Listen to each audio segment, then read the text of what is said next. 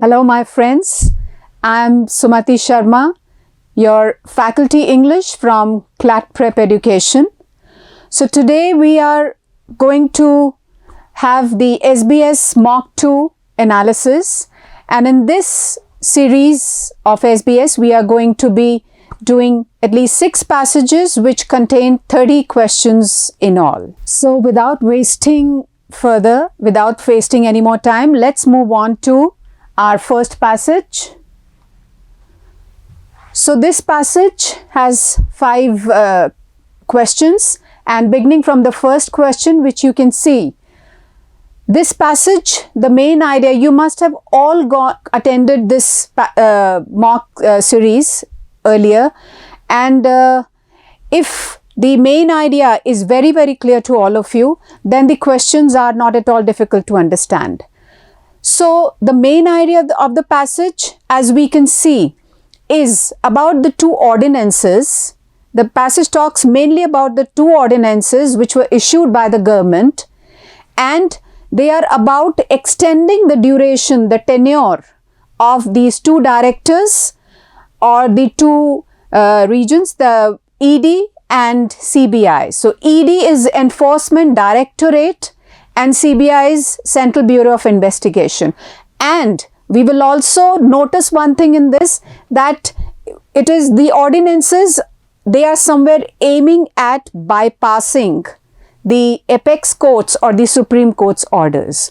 So let's come to our first question. That was the main idea. I hope that was very clear to each one of you, as the passage is not very difficult to understand. So which of the following is true as per the passage?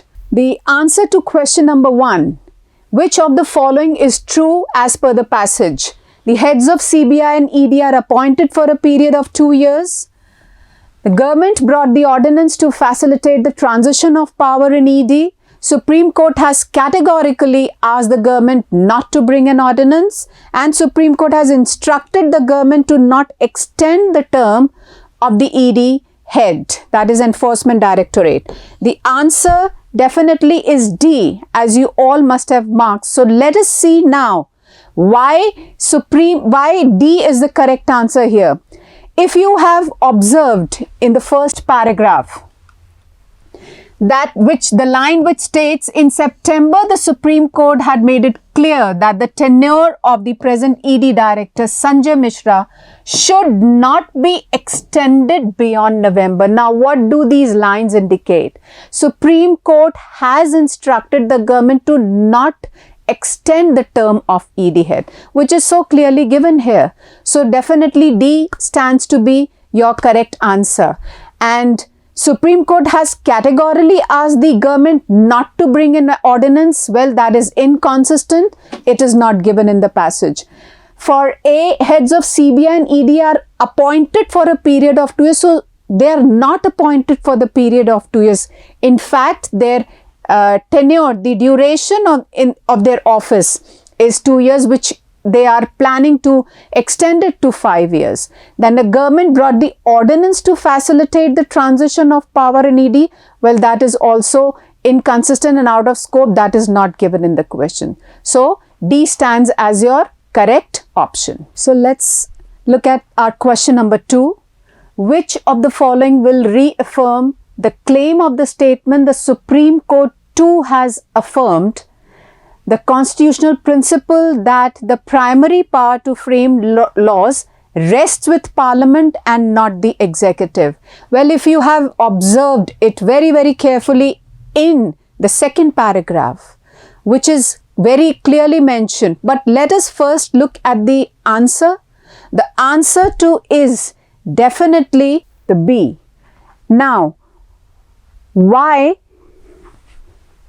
Let us look at the first option, which only states about the Article 123 of Constitution is allowing the centre and state government to frame. It's talking only about the centre and the state government. It is not talking about what the statement in the question is asking, and the statement in the question is clearly if you can read, the Supreme Court too has affirmed. It's talking about the Supreme Court, not about center and state government.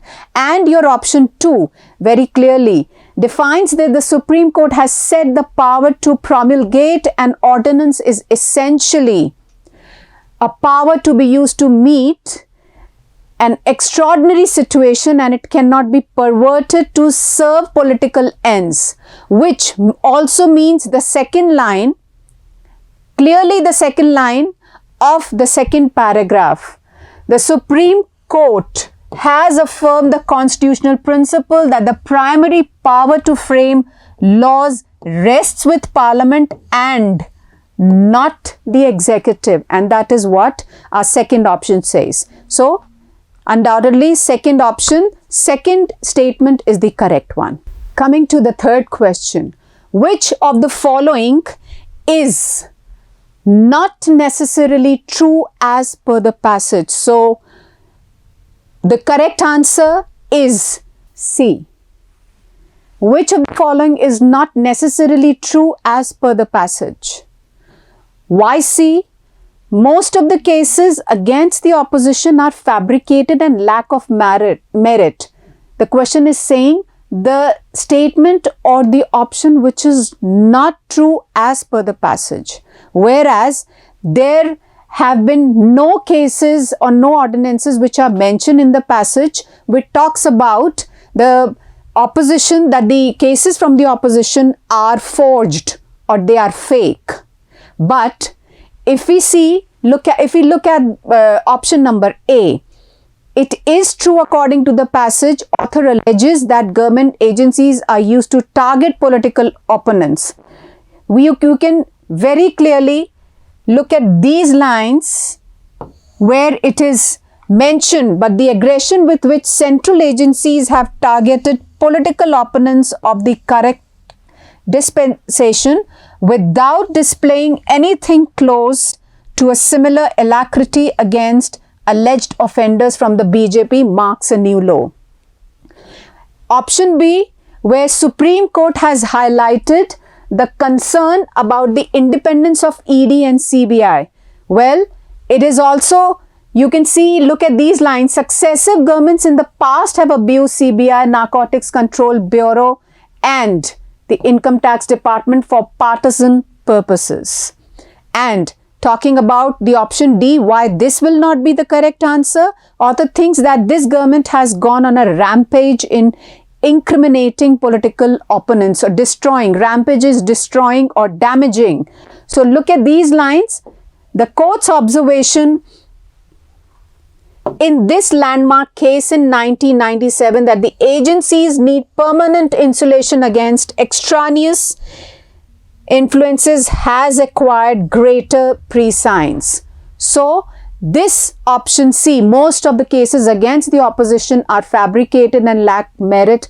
They are not given in the passage. They don't stand true. This statement doesn't validate or doesn't justify anywhere in the passage at all. So this is not true according to the passage. Let's move on to the next question. Look at question number 4. Author accuses the government of all the following except. So we have to choose one option which the author is accusing government of, and just one of he is not accusing the government of. Using ordinance to pass laws. Let's look at the answer first. So the answer to this will be option C. Now let us look at this option, why this is the correct answer. Using government machinery to violate Supreme Court's orders. So the question is saying, please again pay attention to the question. The author is accusing the government of all except this one. You can very well look at these lines in the first paragraph. It appears that the ordinance is aimed at circumventing, that is bypassing, right? It is bypassing, not violating the apex court's directive. So this option stands correct. Why not? It will be A, using ordinance to pass laws instead of the mandated parliamentary route. Look at these lines in paragraph, in your second paragraph. In the past 7 years, the centre as well as the several state governments have increasingly been succumbing to the temptation of bypassing the parliamentary route to make laws. This has been mentioned in the passage, right? Option B, why this will not be the answer for question number 4. Look at these, using government agencies to target political opponents. Yes, look at these lines, but the aggression, these agencies which are mentioned and the aggression with which central agencies have targeted political opponents of the current dispensation without displaying anything close to a similar alacrity against alleged offenders from the BJP marks a new low. So, option C is undoubtedly your answer for question number 4, using government machinery to violate Supreme Court's orders. Question number 5. Which of the following would be opposite, the antonym in meaning to the expression succumbing to the temptation? Now, first we need to understand the meaning of this idiom. That's an idiom, succumbing to temptation, which means you want to do something or someone is asking you to do something, but then you feel that it is not all right, something is not right.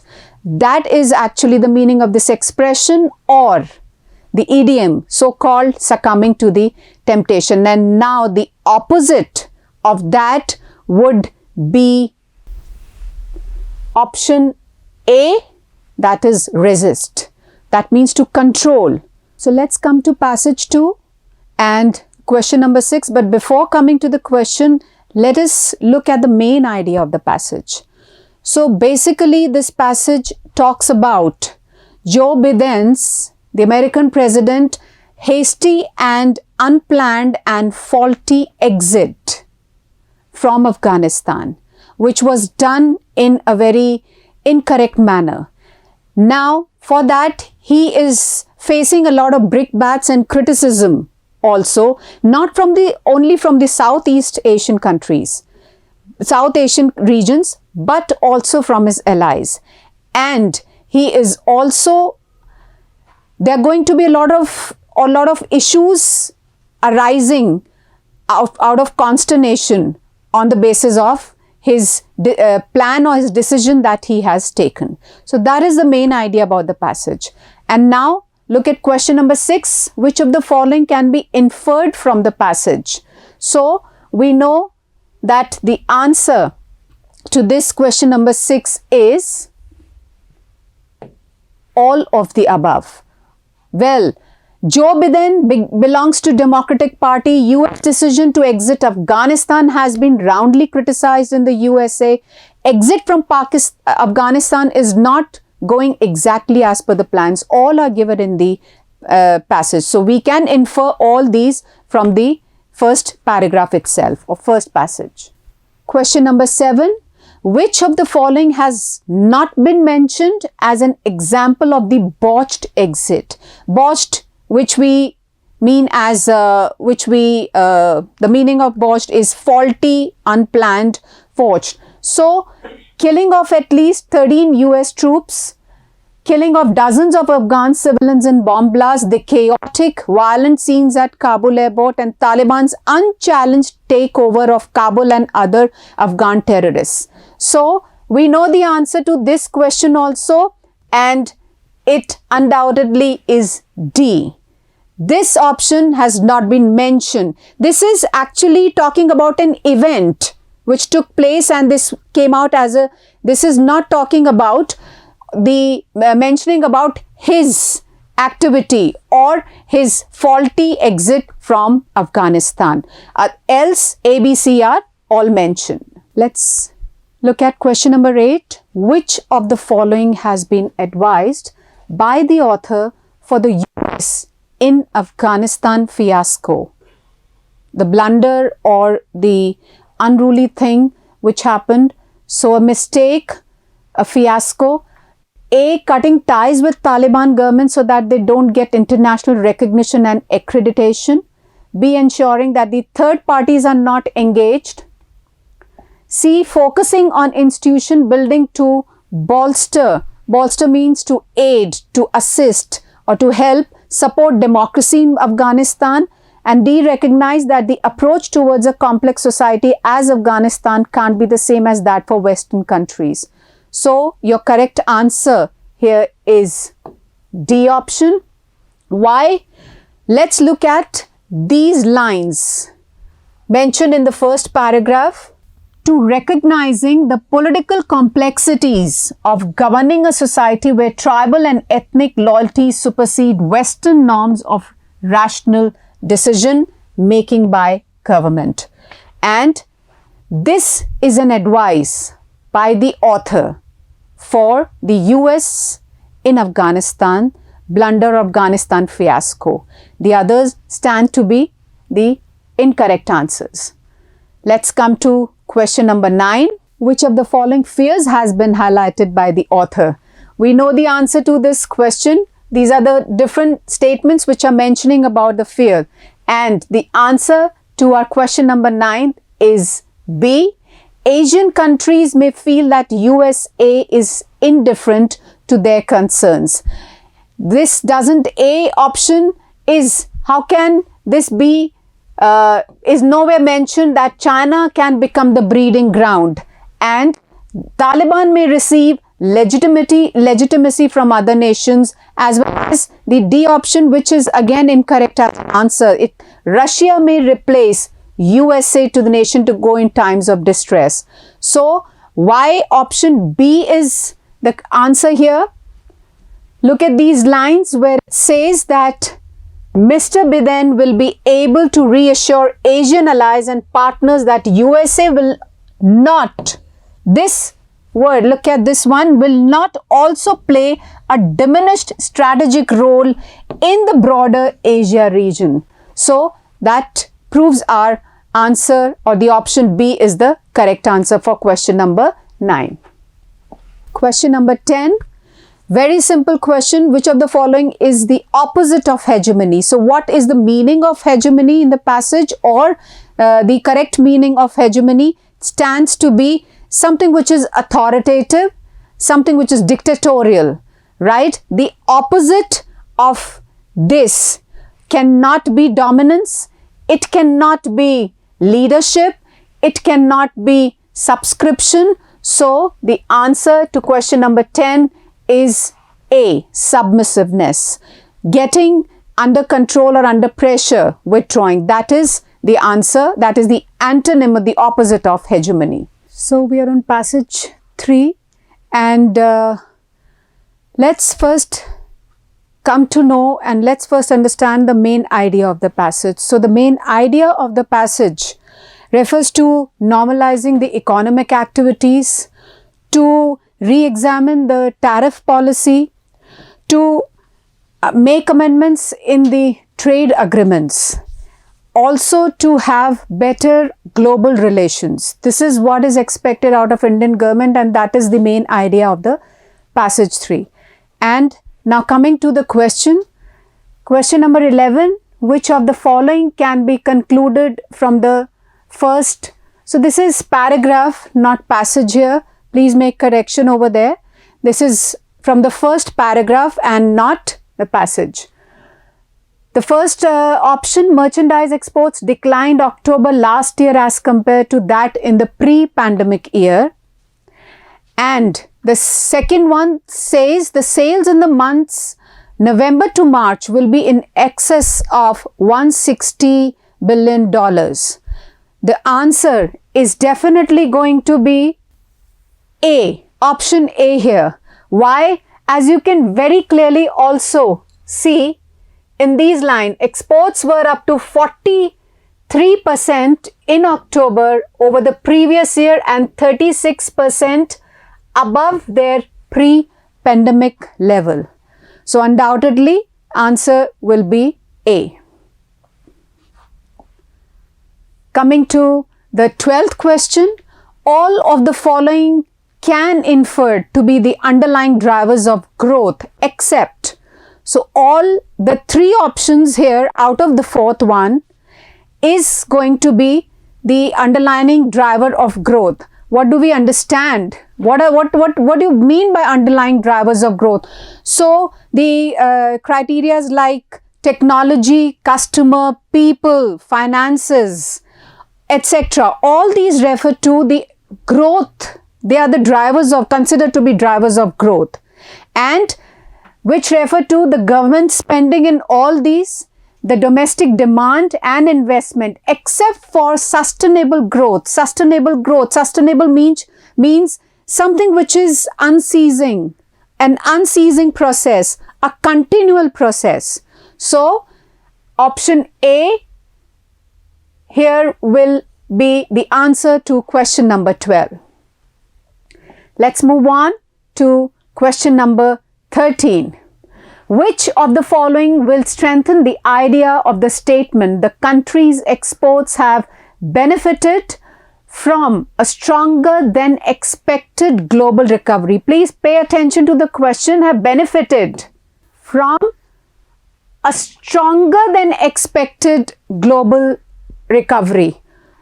So the first statement says disaggregated data shows. Disaggregated means something which is not consistent, something which is into some parts.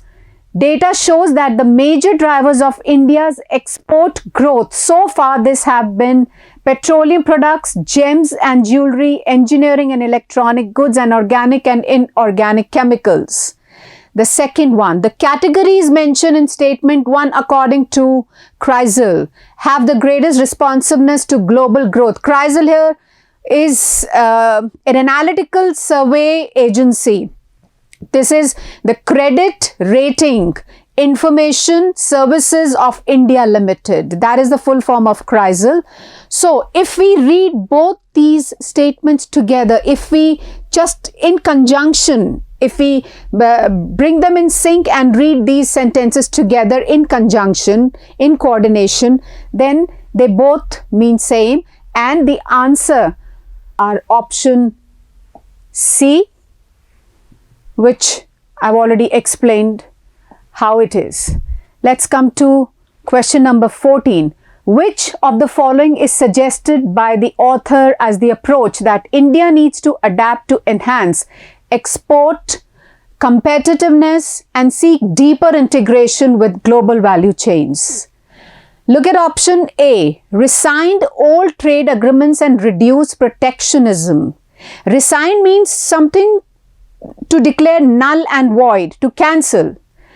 Whereas if we look at option B, recalibrate trade policy and reduce tariffs. Recalibrating means to make some amendments, to make some adjustments. That is what our passage is talking about.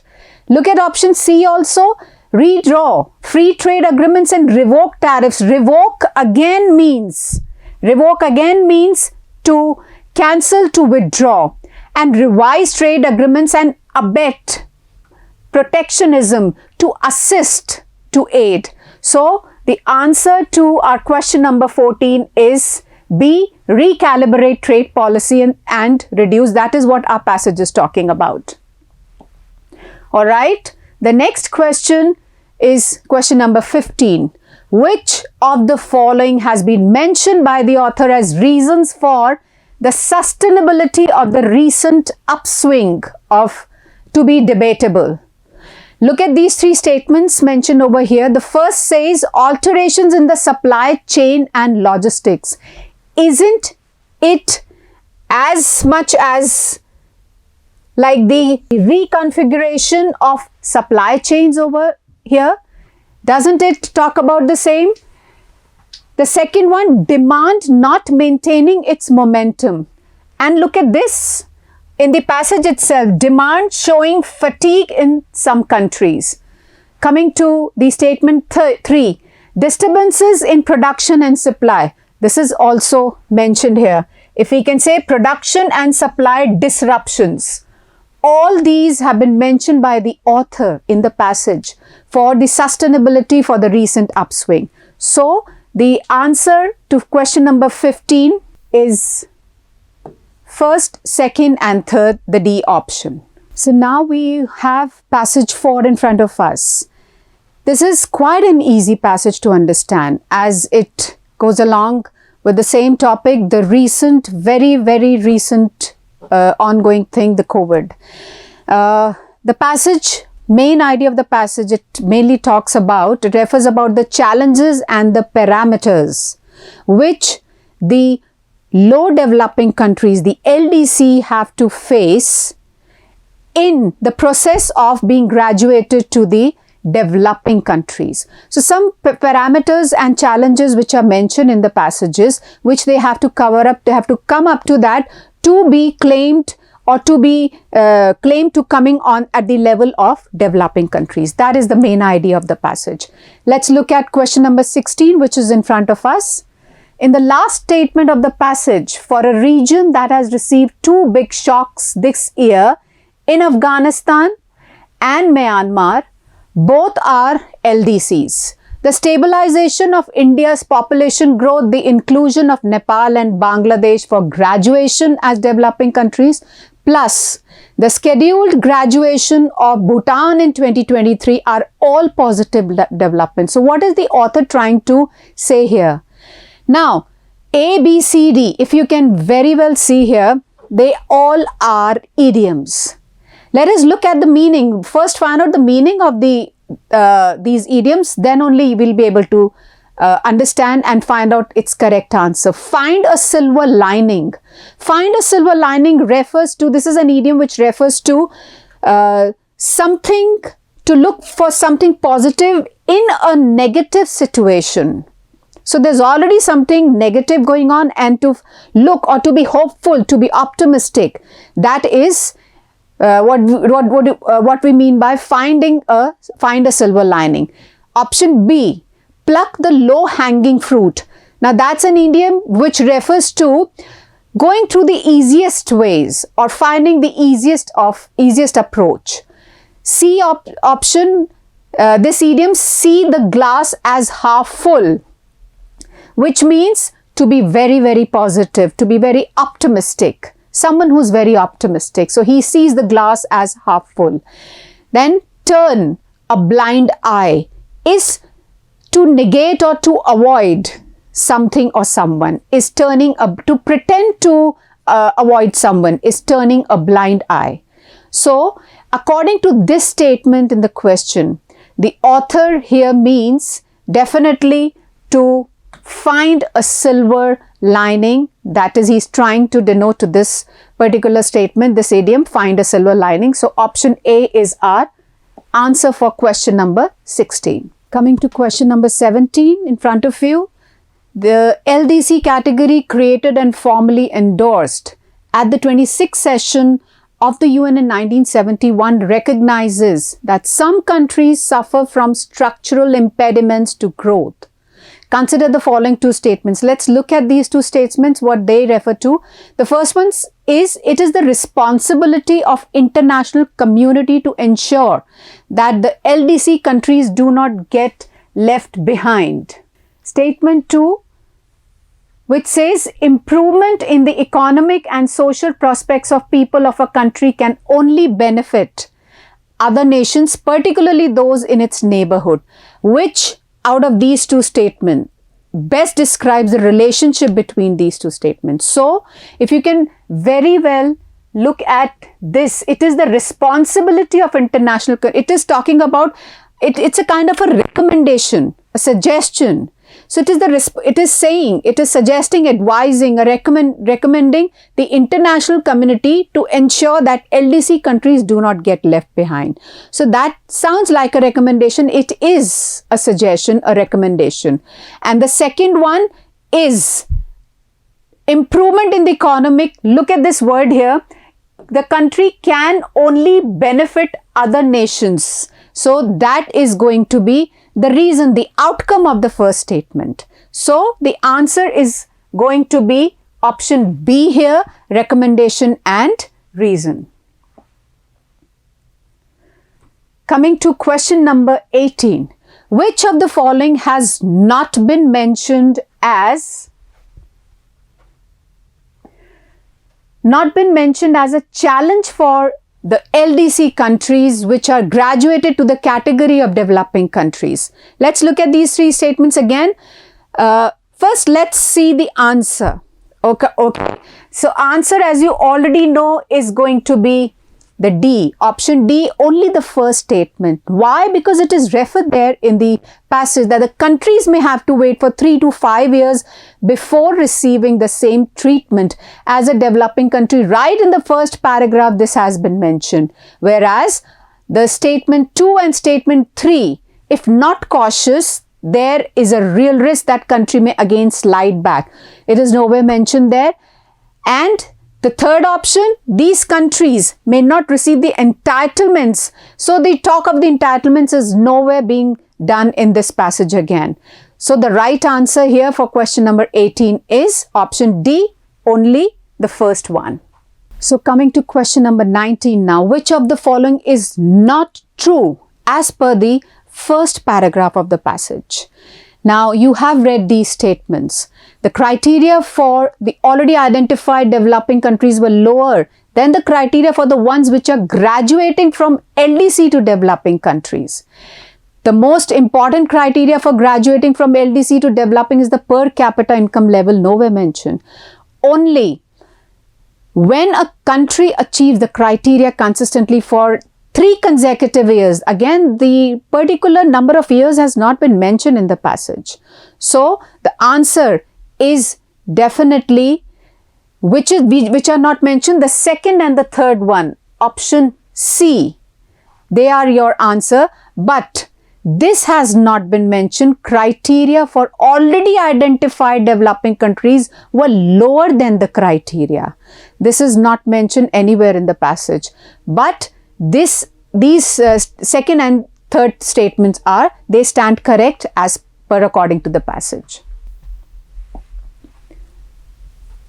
Question number 20. Which of the following is the criteria for a country to graduate from LDC to developing country?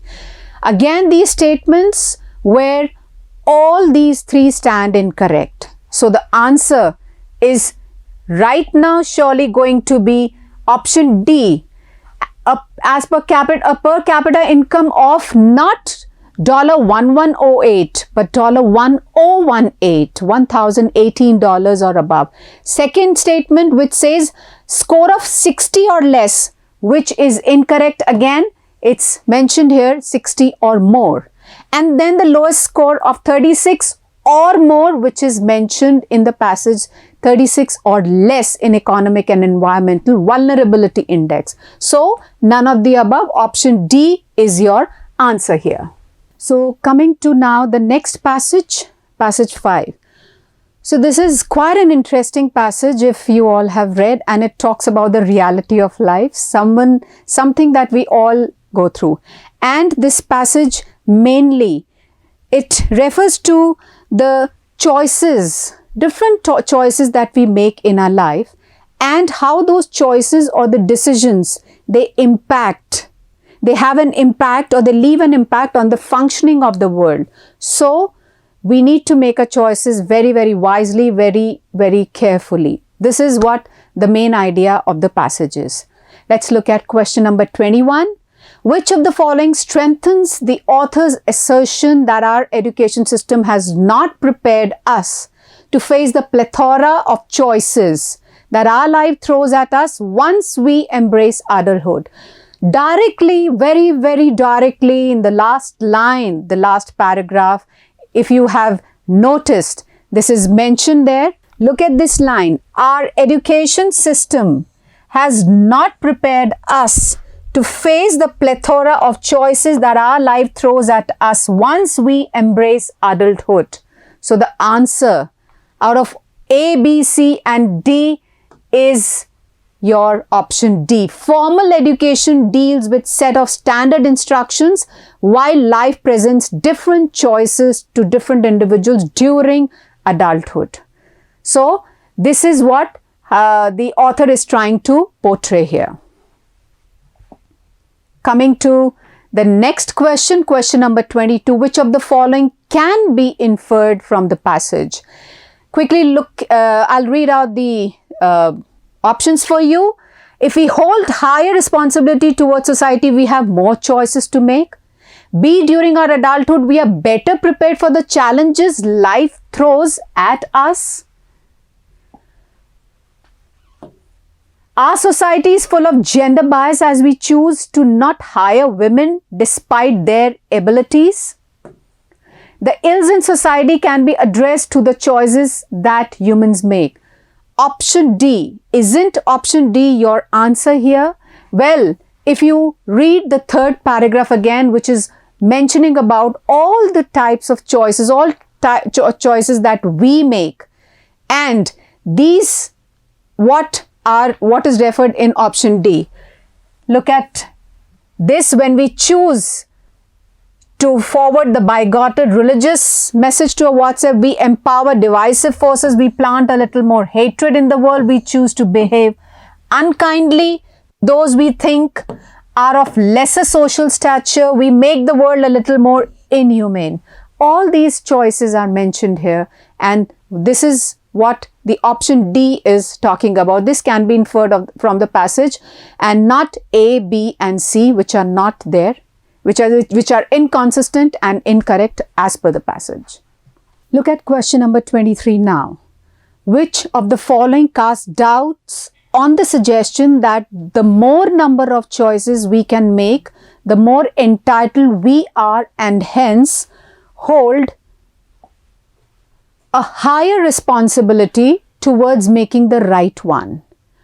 Answer to this question, number 23, is undoubtedly C. It's easiest to evaluate the options when there are only a few of them and they are easily distinguishable from each other. Well, this statement, doesn't it weakens the statement which is given in the question? It's kind of a statement which is weakening, not strengthening what is mentioned, and that is what it casts a doubt on this suggestion which is mentioned in the question. A option, because it is only talking about the good and the bad choices, right? B option, it is only talking about that people feel very comfortable when they compare and evaluate each other. D option, it becomes the evaluation process. It strengthens the statement which is mentioned in the question, that the evaluation process becomes more cumbersome because of more comparisons and evaluations. So, the answer to question number 23 is C here. Question number 24. Which of the following is the primary idea of the passage? Isn't it clear from option D here, guys? Because when we started with the main idea of the passage, it was talking about this only. We often make choices and we ought to choose right as they drive how the world functions. So whatever our choices and whatever they have a larger impact on how the world functions or the functioning of the world. So that is the primary passage. Choice a child makes depends on whether her parents, it's only talking specifically about the child and the parent choices between parent and child. B, are responsible to make right choices increases with the number of choices. Well, that is quite inconsistent as per the passage given. And C, our choices shaped by the way decisions are described and options are presented. That is also out of scope from the passage. So, option D here is your answer.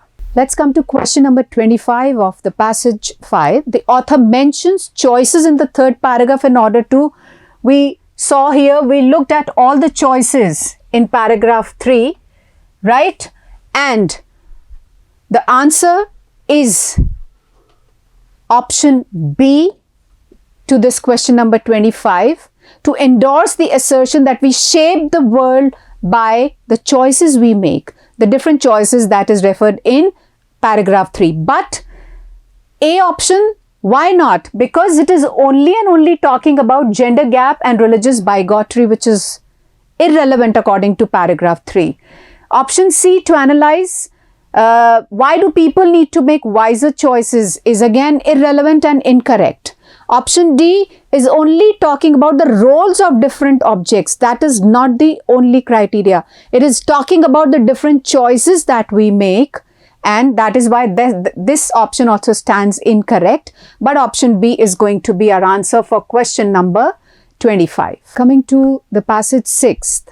Well, the main idea of the passage, if you have read it very, very clearly, it talks about the appeasement policy which is followed by many Western nationals, and also to bring back why this appeasement policy is being forwarded against Taliban by many Western nationals to bring back the hostages to their own countries. Also, you must have noticed in the passage that the same feeling of distrust and aversion is also forwarded by many NATO countries as well. That is the main idea of the passage. Now coming to question number 26. Which of the following will best capture the tone of the author towards the NATO countries? Now we must know the meanings of these particular words here first. Conciliatory. Conciliatory means something which is placid, something which is appeasing, something which is yielding, right? Empathizing, which means to sympathize. Eulogizing is to praise. Pian, that is the correct option will be castigating. The tone of the author in the passage is castigating. Castigating is something which is very oppressive, something which is unyielding, and something which is very, very rebuking. So option B will be your answer for question number 26. Question number 27. Which of the following countries is in favor of the celebration being held on 11th September? So the questions in this passage are actually very, very simple, guys. And this passage also is quite, it's a factual, it's a reality, that's why it makes us easy to understand such kind of passages. We can easily make out which country here, if you look at these lines, the segment bought by the generosity of PRC towards their aging members is on the other hand very much in favor of Taliban showing resolve and going ahead with the world the defeat of the US and with the holding of the victory ceremonies on the 20th anniversary of 9/11 itself. PRC, People's Republic of China. So, your answer here would be surely option C, China. Alright, coming to now question number 28. Author mentions that the appeasement policy will not help. Let's look at these lines here. It's inevitable here if you read these lines carefully, apart from the likelihood that several US EU nationals will continue to languish in Afghanistan despite such craven diplomacy, this line of conciliation and appeasement of what is collective dedicated to the Khorasan project will embolden several within the government in Afghanistan that is created by President. So almost all these lines are mentioning about, if we read now the first statement, not help in bringing back all the Western nationals who will continue to be lodged in Afghan jails. Statement 2 says will encourage Taliban to design and operate attacks similar to the ones it perpetrated earlier on US and UK. Well, these lines, they are referring to the same. So the correct answer to question number 28 will be both first and second. Both first and second, they mention about the appeasement policy here. 29th question. Which of the following will best fill the blank at the end of the passage? So there's this blank and you have read these lines very, very carefully.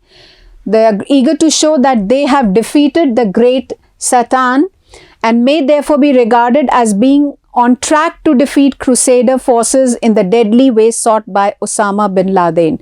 So this is talking, it's about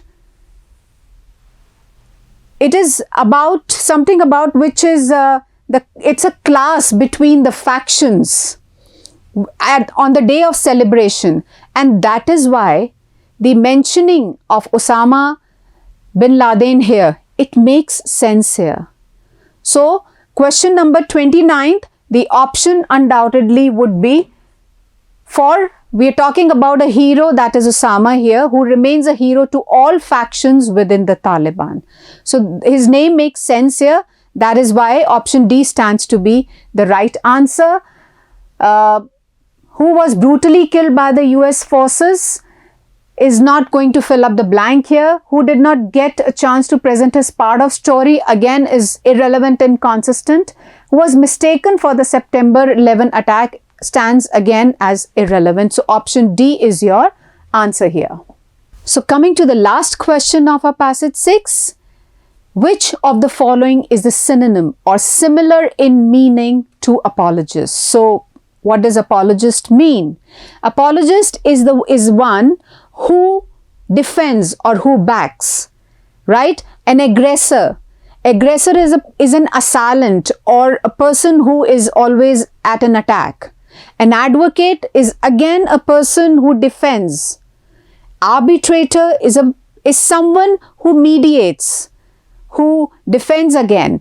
Then accumulator is a person who amasses or who collects, a collector. So your answer to the last question of our English section and question number 30 is definitely advocate, and that is all. So thank you so much. I hope your all queries and problems and doubts are cleared here. So see you next time. Bye and take care.